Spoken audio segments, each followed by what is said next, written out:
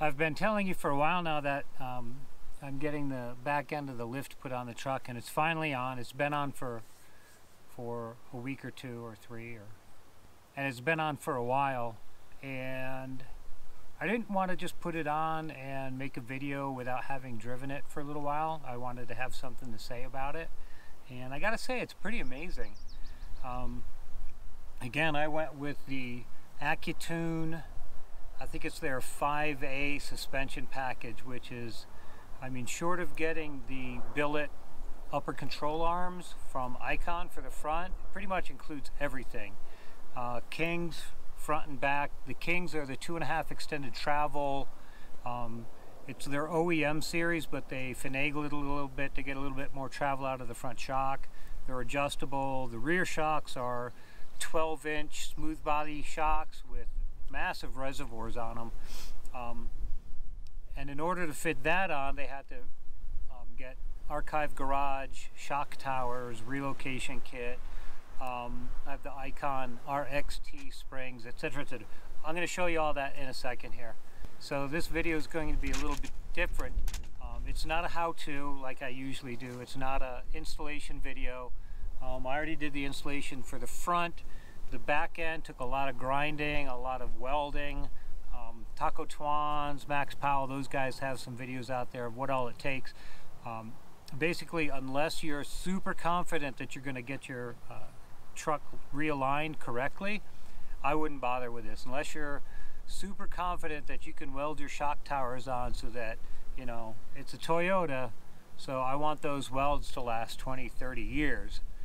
Unless you're sure you can do that, I would hand it off to whatever four-wheel drive shop you really trust. I took my Overland Taco into Lift Off-Road just outside of Glenwood Springs. I'll put a card, I'll put one of those little linky things if you want to go check those guys out. Anyway, so yeah, so let's jack this thing up and show you the suspension.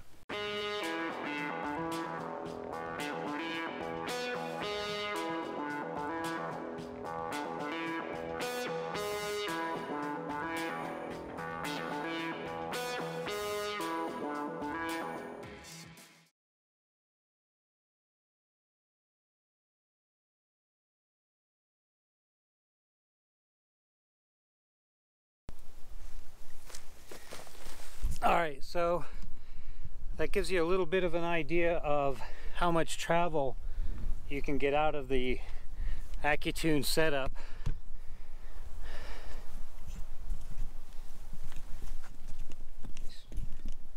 Okay, so up front, like you've already seen, right, we've got the Icon Vehicle Dynamics upper control arm with their delta joint. You can see how far down it's flexed. It's a King 2.5-inch reservoirs with the adjustable whatnot on them. Alright, so that's the front. That gave me a little over 2 inches, and I could crank it up to 3, but again, this is a mall crawler. I want to be able to go down the road fairly quickly. Alright, so the components that you get are the 12-inch King racing shock, right, with the reservoir, the adjuster. You get the Archive Garage shock relocation, which is actually a shock tower, which has to be welded on, and the old shock mount on this side, I'm sorry, is actually over there. It gets cut off. On the other side, it gets partially cut off. You also get, as part of the shock relocation, you get the lower shock relocation brackets, which you see right there. Those need to be re-welded on. I don't know if you can see the one on the far side. All right. You get the RXT springs. Another Archive Garage piece is the bump stop, which is their U-flip. So instead of having the hanger with the bolts going this way, the bolts now go up. They like to claim that it gets you a little bit extra clearance To me, it's not enough to matter. The important part though is you need that bump stop so that the shocks, when they go all the way to the bottom, don't bottom out internally. So that bump stop is just the right height to keep the shocks from bottoming out. So that's the RXT springs get hung on archive garage hangers and shackles, and these things, I mean, I love Toyota, but the stock parts are like tin, right? These things will probably outlast the rest of the frame, and those need to be cut off. I'm sorry, the stock ones need to be cut off, and those get bolted back on.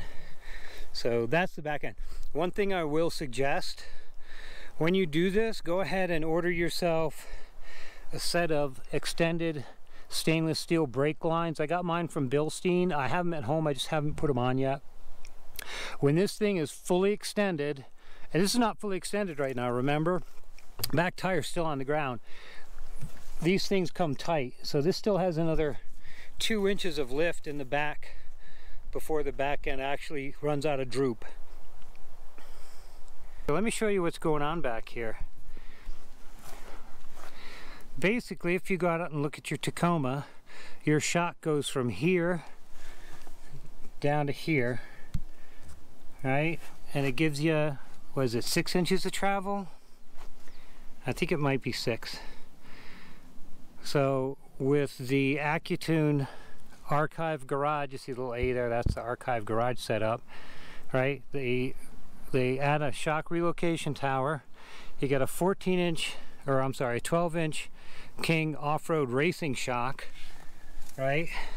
Here's the next thing to take note of is you can see that the shock is on its own archive garage shock mount. I should probably pull that back tire off so you can see the whole thing. I don't want to though. It's too much work. And that puts both, and here I'll show you the shock on the other side so you can see what I mean. Now before the shocks were offset, one was in front, right? There's the old shock mount behind. One was behind. Now they're both in front. Both sides of your truck get the same shock action in the same direction. So think about it. When your leaf spring comes up, most of the action is in the front, right? The front comes up, the back, both ends absorb shock, don't get me wrong, but most of the hanging on of your axle is in the front side. And as it comes up, one side is getting a shock going this way, it's moving into the shock. The other side is moving up into the shock as well, but the shocks go in the opposite direction, so it's not quite equal. This way it equals both out.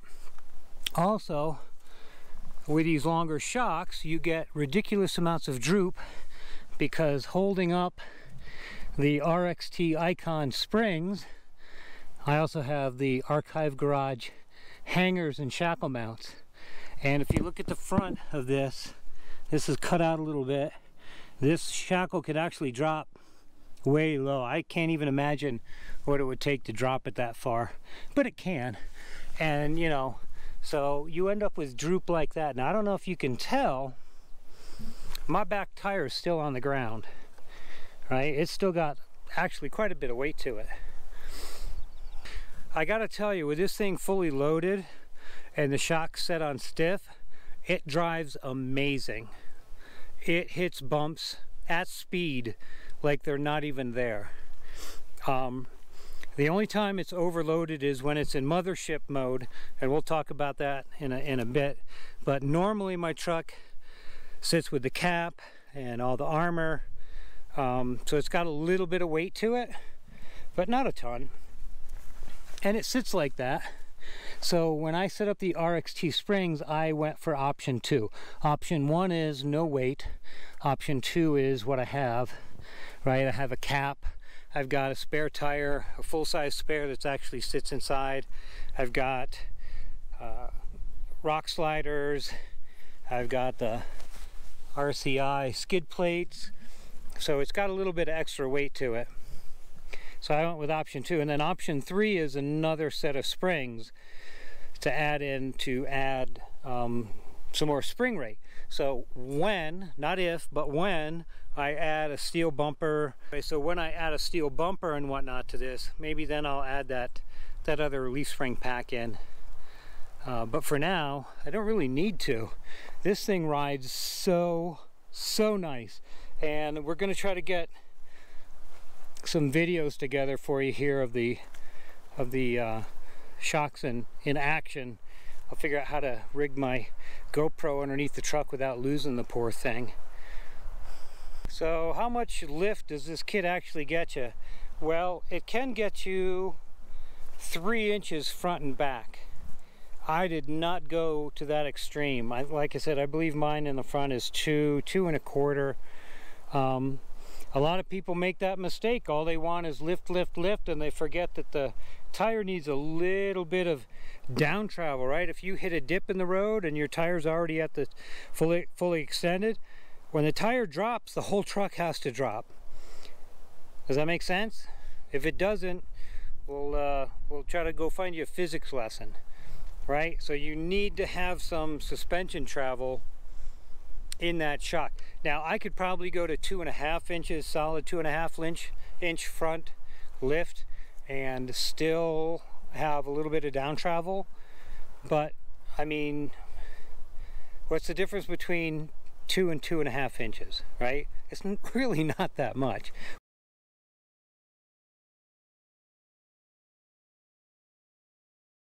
We're cruising down I-70 doing about 75 miles an hour in mothership load mode, right? I got the rooftop tent, the awning, I got a 300-pound motorcycle hanging off my back bumper.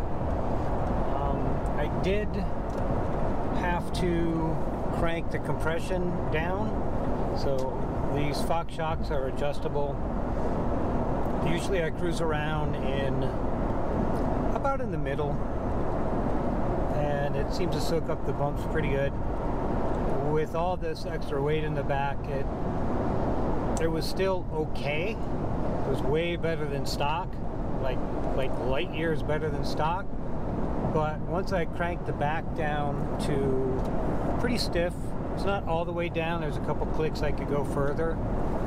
Got rid of all the bounce, everything. So when you add this much weight to it, it's just going to get squishy. There's no way around it, other than by adding like another add-a-leaf, or airbags is a great way to go. I'm happy with the way it's driving now. I don't have a problem with it. You can definitely tell that the weight's there, and with the rooftop tent you can tell that there's something above you. But I'm not complaining about the ride whatsoever. It's smooth, and as you come over these little dips and bounces on I-70, it just soaks them up and keeps on going. You don't bounce forever. You know, I haven't bottomed out at all. So, thumbs up. All right, question and answer time. All right, John, awesome. That's really cool. How much did that cost you? Well, from Accutune, their 5A with King shock setup comes in at about almost $6 grand. After you add installation, depending on how much you do yourself, that could be another $1,000 easy. So you're looking at about an extra $6,000 suspension. And the funny thing is, if you get the TRD Pro, it's an extra 10 grand for the suspension and leather seats and a hood scoop, which doesn't work, by the way, a fake hood scoop. So on mine, I don't have a hood scoop, don't care. I don't have leather seats, I don't really care. So to me, I saved myself. Listen, however I justify it is up to me. Don't judge me. To me, I saved myself $4,000. And here's the best part. While I believe Fox makes really, really awesome products, I mean, that's why they're on Toyotas, that's why they're the upgrade to a lot of UTVs are adding Fox shocks. They make an outstanding product, absolutely solid stuff. I believe if you look at the numbers for like hardnesses and rust proofing and blah blah blah blah blah, Fox actually comes out ahead, and you're going to pay an extra $200 $300 per shock for that extra quality. and that's on paper. When I did my polling, kind of, you know, everybody, do I go with king or fox? King or fox? King or fox? All the opinions came out that king, even though they were slightly cheaper, were the better shock. So I went with king. Ask me again in 5 years if I regret that decision. So that's question number 2. Question number one is, how much does that thing cost? Question number 2 is, why king and not fox? Chevy and Ford, right? I think they're both great. What about Icon, Bilstein, all those other guys, Radflow? I didn't want to go with a stock setup. I didn't want to go with a stock size shock. I've run this thing with some weight on it through the desert, and shock fade is real. Shock fade happens. Only you and your wallet can prevent shock fade. When I had the Kings on the front for the 3 weeks or 4 weeks and the stock setup on the back, I would go down the Jeep roads in Moab and the ass end would absolutely bottom out constantly. And you could tell when the shocks were fading, because at first it'd be kind of a gentle bump, bump, and then after, I don't know, 15-20 minutes of going along at 40-50 miles an hour on the back roads, all of a sudden the ass end is just hitting every bump. They're bottoming out every bump. This thing now, I don't know that it's possible to bottom it out. I don't know what kind of bump I would have to hit to actually compress that whole friggin' shock, and it doesn't fade. I'm telling you, it's zero fade. It's amazing. So that's question number 3. Why did you spend all this money upgrading your perfectly good Toyota Tacoma? Because I plan on carrying a lot of extra weight, and I plan on driving fairly fast while I do it, and I don't like riding on my bump stops the whole time. Question number 4. I don't know. So question number 4, you tell me what you want to know. I told you the only thing I think I would change in the whole setup, the only thing I regret not doing, is adding the stainless steel extended brake lines in the back right away. That I definitely should have done. But as far as the real question number 4, why don't you guys tell me what you want to know?